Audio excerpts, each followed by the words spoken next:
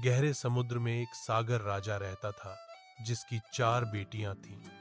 सबसे छोटी बेटी जलपरी बहुत प्यारी और खुशमिजाज थी।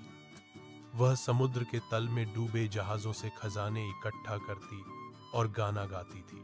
उसकी आवाज इतनी मधुर थी कि मछलियां उसे सुनने के लिए आती थीं। जब जलपरी की बहनें 15 साल की हुईं तो उन्हें सतह पर तैरने की अनुमति मिली।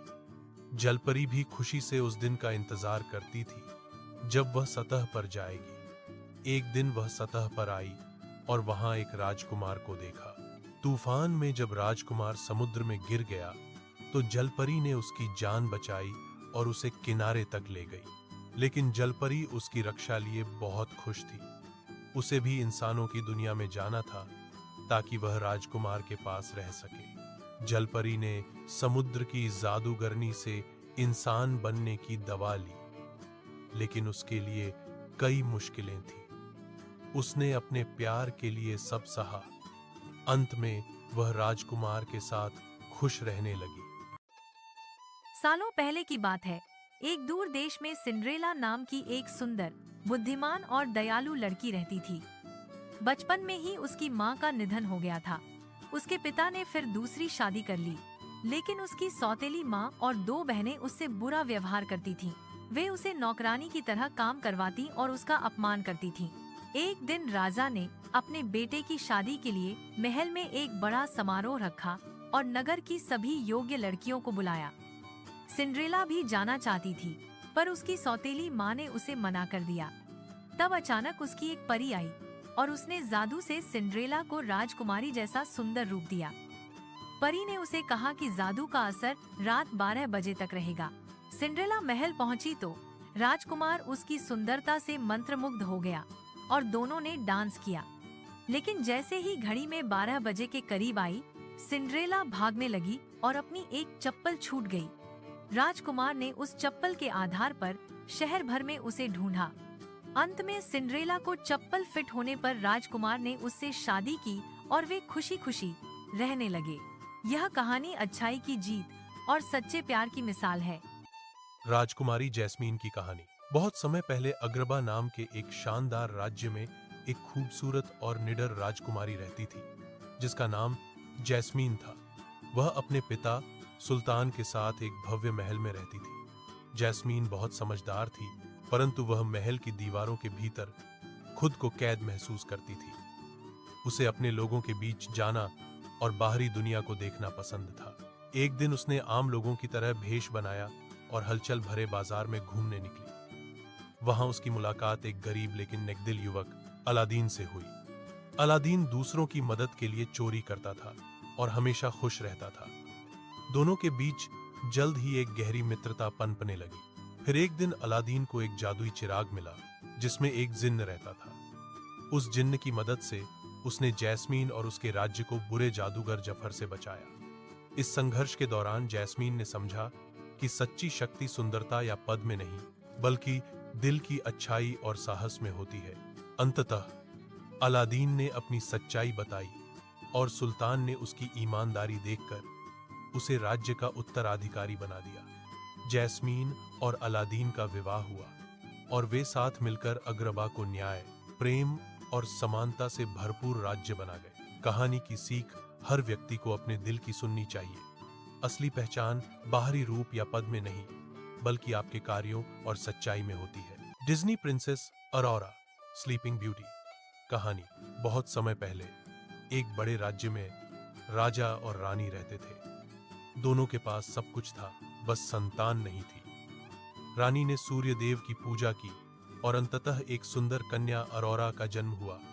उसके जन्म पर राजा रानी ने सारी परियों को दावत दी, पर गलती से काली परी को बुलाना भूल गए। गुस्से में काली परी ने अरोरा को श्राप दिया कि 16वें जन्मदिन पर वह चरखे की सुई चुभने से मर जाएगी। एक सफेद परी ने उस श्राप को बदल दिया। अरोरा मरेगी नहीं, बल्कि 100 साल तक गहरी नींद। एक सफेद परी ने उस श्राप को बदल दिया। अरोरा मरेगी नहीं, बल्कि 100 साल तक गहरी नींद में सो जाएगी और एक सच्चे प्रेम से ही जागेगी। राजा ने पूरे राज्य से चरखे नष्ट कर दिए। लेकिन 16वें जन्मदिन पर अरोरा महल के एक पुराने हिस्से में पहुंच गई, जहां उसने अनजाने में चरखे की सुई को छू लिया और तुरंत ही गहरी नींद में चली गई।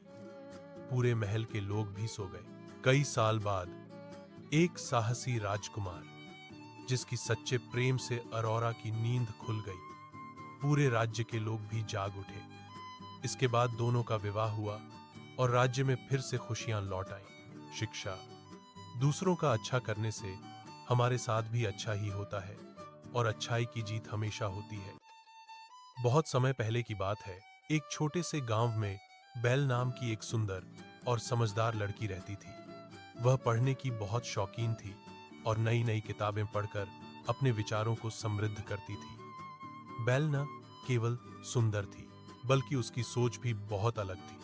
उसे अपने गांव के लोगों से अलग एक रोमांचक और ज्ञानपूर्ण जीवन जीने का सपना था। बेल के पिता एक व्यापारी थे, जिनके पास बहुत सी चीजें थीं, लेकिन एक दिन यात्रा पर जाने के बाद वे रास्ते में खो गए। बेल ने पिता की तलाश में बहुत कोशिश की, लेकिन वे नहीं मिले।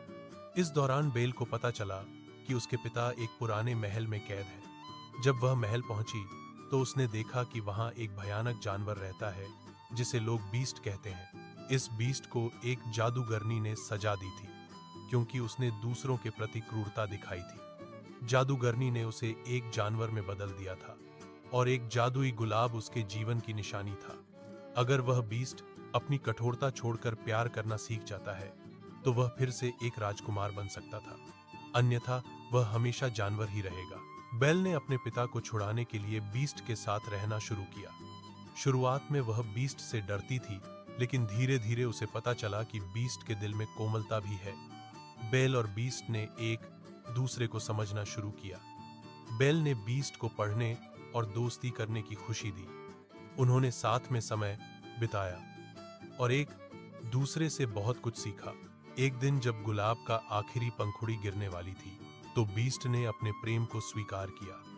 उसकी दया और प्यार ने जादूगरनी की सजा खत्म कर दी। बीस्ट फिर से सुंदर राजकुमार बन गया। बेल और राजकुमार दोनों खुशी खुशी अपने महल में रहने लगे और उन्होंने अपने जीवन में प्रेम, समझदारी और साहस का प्रकाश फैलाया था। उसके बाल कोयले जैसे काले, होंठ गुलाब जैसे लाल और त्वचा बर्फ की तरह साफ थी।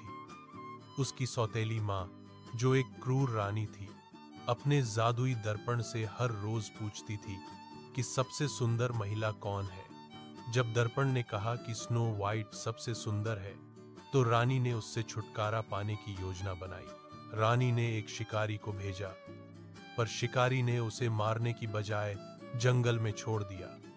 स्नो वाइट जंगल में भटकती बहती एक छोटे से घर पर पहुंची, जहां 7 बौने रहते थे।